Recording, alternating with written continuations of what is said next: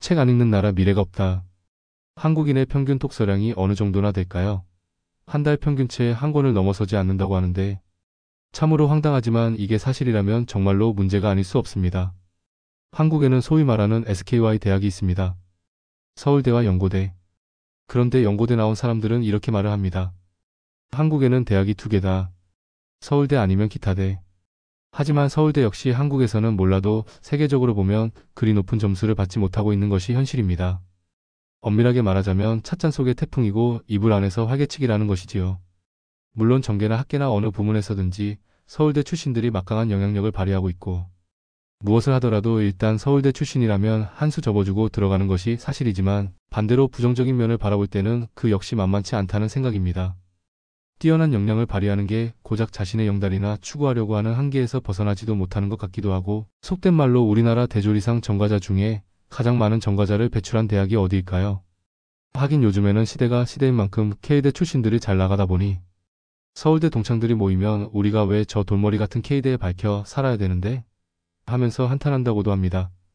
공부를 한다는 것은 우선은 사물에 대한 정의를 배우는 것이라고 볼 수 있습니다. 대학 때 어느 교수님이 하신 얘기인데 555를 XX라고 한다. 하는 식이지요. 하지만 단편적인 지식에는 한계가 있습니다.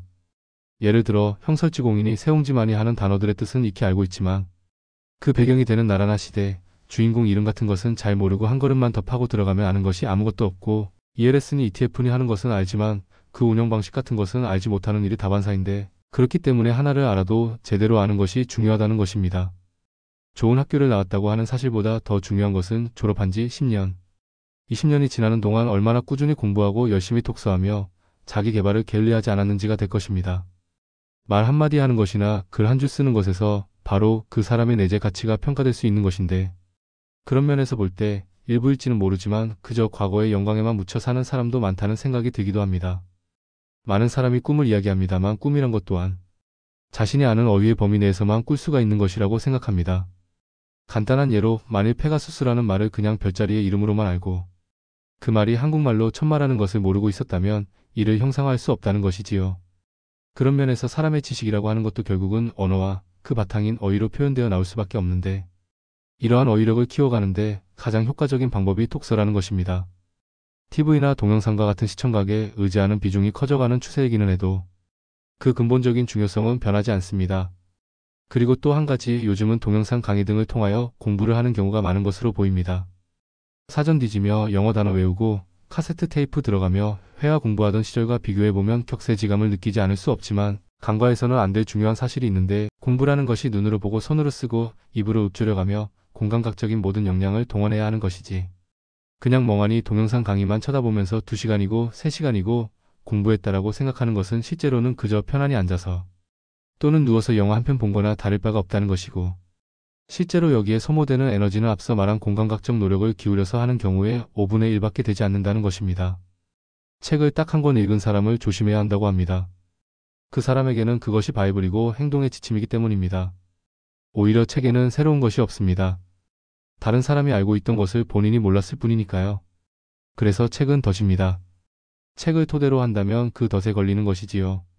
때문에 역설적으로 더 많은 독서가 필요한 이유는 그 덫을 키우고 넓혀가야 한다는 것입니다.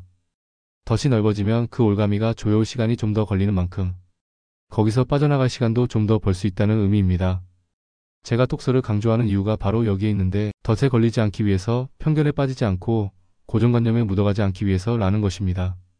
물론 실질적으로 책을 읽을 시간이 많이 부족한 것도 사실입니다.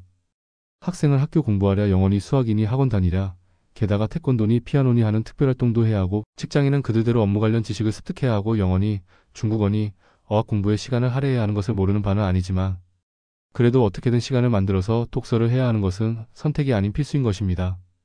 많은 사람들이 독서를 취미라고 하지만 사실 독서는 취미가 아니라 생활이 되어야 합니다. 그리고 책을 읽는 데 있어서도 실생활에 필요한 것도 물론 중요하지만 건전한 비판의식을 키울 수 있는 책을 선택해서 보아야 할 것입니다. 건전하고 건강한 사회라는 것은 다양한 생각과 문화가 구속과 제약을 받지 않고 자유롭게 펼쳐질 수 있는 사회를 의미한다고 봅니다. 자신들과 생각이 다르다고 해서 빨갱이라고 매도하고 전라도라고 왕따시키고 하는 생각이 지배하는 머리를 가진 사람들이 많아진다면 그건 썩 그리 건강한 사회라고 말할 수 없을 것이고 제대로 된 철학을 가지고 있는 사람이라면 자기 재산 기부해서 동남아 저개발국이나 아프리카 빈민 지원하는 사람들과 막대한 재산을 사회 헌납한답시고 해놓고는 재단 만들어서 거기에다 기부하는 눈 가리고 아웅하는 식의 행위에 대하여 똑같이 잘했다고 박수갈채를 보낼 수는 없다는 것입니다. 수많은 사람들이 부자를 꿈꿉니다. 책을 읽는다고 반드시 부자가 되는 것은 아니지만 부자가 되려면 반드시 책을 읽어야 합니다. 하지만 그보다 더 중요한 것은 가슴이 따뜻한 부자가 되어야 할 것입니다.